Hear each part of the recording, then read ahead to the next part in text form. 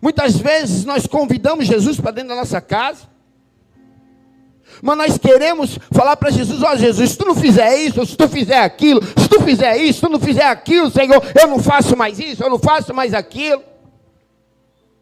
Mas tem uma agora que está ali adorando, escutando, quietinha ali. E é sobre essas coisas que eu vou te falar nessa manhã. Preste atenção. Essa característica de Marta, ela é uma tipificação entre eu e você, muitas vezes. Mas como assim, pastor?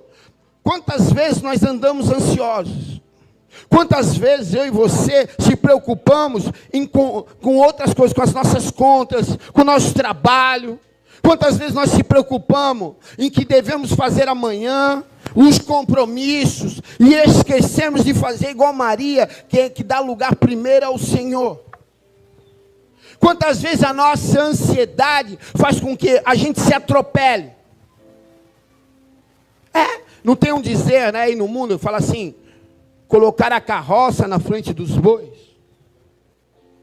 E é assim, Marta é assim, e essa é uma tipificação minha e sua. Quantas pessoas vêm sofrendo por ansiedade no mundo? Quantas pessoas conhecem a Jesus, convidam Jesus, mas não recebem? Quantas pessoas vivem assim todos os dias, conhecendo o poder de Deus, vindo na igreja, ouvindo o poder e a manifestação grandiosa, as experiências que nós temos com Deus, mas quando chega o problema para a nossa vida, nós se preocupamos com outras coisas. Poxa, mas amanhã eu tenho um boleto para pagar, amanhã eu tenho isso, amanhã eu tenho aquilo, amanhã eu quero fazer isso, amanhã se eu não fizer isso eu não consigo fazer aquilo.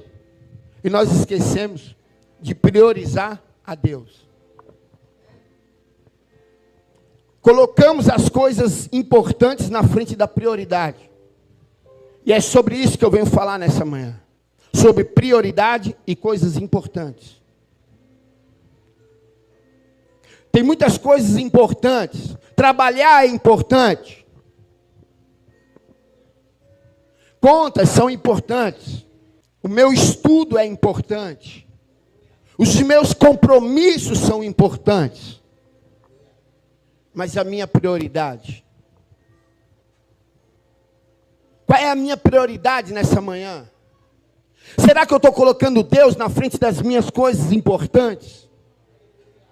Ou será que eu estou colocando as coisas importantes na frente de Deus?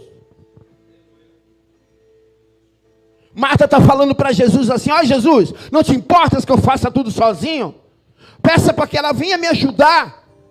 Sabe, Jesus está dizendo para ela assim: sabe, Marta, eu não estou aqui para dizer para ela que ela deve fazer aquilo que você está fazendo, mas eu estou dizendo agora, Marta, que você deve fazer aquilo que ela está fazendo. Sabe, é isso que eu estou te falando nessa manhã. Sabe, o que nós estamos colocando como prioridade na nossa vida? Será que as coisas importantes sobre a nossa vida estão tomando todo o nosso tempo, todo o nosso espaço? Será que as nossas preocupações diárias, e não que nós não devemos nos preocupar, não é isso que eu estou falando. Será que as nossas preocupações diárias não estão tomando todo o espaço de Deus na nossa vida? Quando eu prego sobre dízimo, eu falo: dízimo não é só dinheiro. O dia tem 24 horas. Eu falo isso constantemente aqui. E qual desse tempo das 24 horas nós estamos colocando Deus? Nós estamos devolvendo para Deus? Porque se nós deixarmos, nós vivemos 24 horas nos preocupando apenas com as coisas importantes.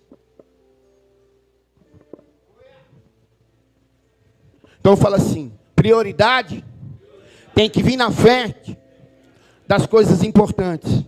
Em Lucas capítulo do número 7, a Bíblia vai falar que um certo Simão,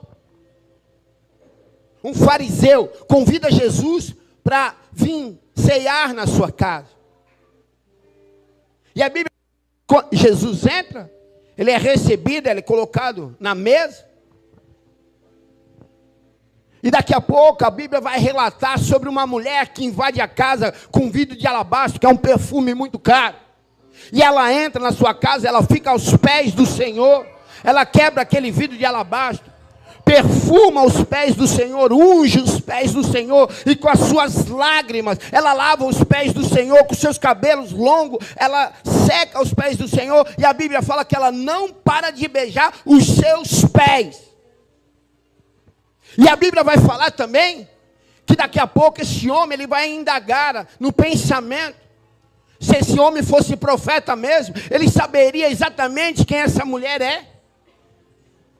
E a Bíblia vai falar que Jesus, ele vai ver o pensamento. Mas como assim? Jesus pode ver o nosso pensamento, ele é onisciente. Ele vai contar uma parábola naquela mesa, ele vai dizer assim, olha só, havia um credor e 2 devedores. Um devia 50 denários, outro devia 500 denários. E ele pergunta para aquele Simão fariseu, quem mais foi perdoado dos 2 devedores? Ah, isso aí é fácil, Senhor. Aquele que mais devia. Aí Jesus vai dizer para ele assim, respondeste com sabedoria. Porque aquele que é mais perdoado é aquele que muito me ama. Eu entrei na tua casa e fui convidado por ti. E entrei na tua casa, mas fui convidado por... E aí, o costume judaico vai dizer que quando um convidado era convidado, ele entrava na sua casa, a primeira coisa que você fazia era ficar na porta e dar um ósculo santo. O que, para quem não sabe o que é um ósculo santo, é um beijo no rosto. E depois, o dono da casa vinha com as vasilhas para lavar os pés, porque vinha da rua, para não trazer sujeira da rua para dentro de casa. E depois ele secava os pés. E em terceiro lugar, ele ungia a cabeça do convidado e depois colocava aquele convidado na mesa. E a Bíblia fala que Jesus fala, entrei na tua casa e tu não cumpriu nenhum dos protocolos. Porém, essa mulher aí ungiu meus pés, lavou os meus pés, secou os meus pés e não parou de me beijar. Sabe, muitas vezes nós convidamos Jesus para entrar, mas nós não recebemos Jesus. Jesus está dizendo assim, sabe, eu quero ser convidado, mas eu quero que você me receba. Sabe qual é a diferença? Porque quando você convida Jesus, Jesus ele não interfere na tua vida. Mas quando você recebe Jesus como um convidado de honra, há interferência, há confronto na tua vida. Porque já não é mais você, é Ele.